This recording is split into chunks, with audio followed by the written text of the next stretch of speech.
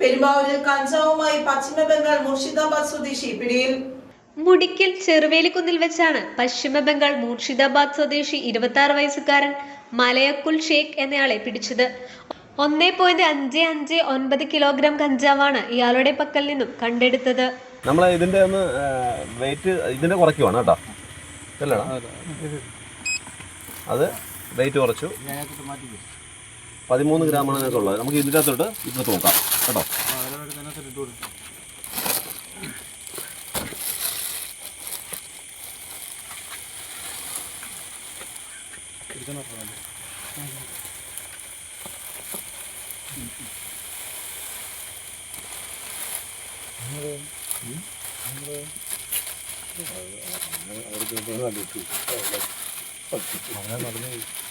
മറ്റോ ഒന്നിനാണ് അവിടെ നിന്ന് ബസ് ഇറങ്ങി പോരാ തോന്നുന്നത്.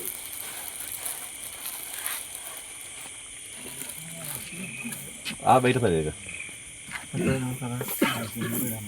1.559 ഇട്ടെടുക്കണേ. പുതിയ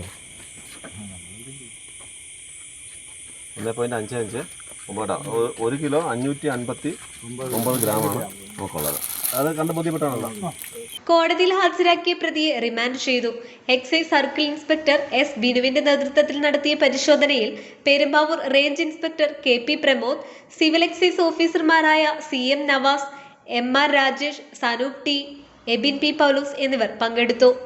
ന്യൂസ് ഡെസ്ക്, പെരുമ്പാവൂർ.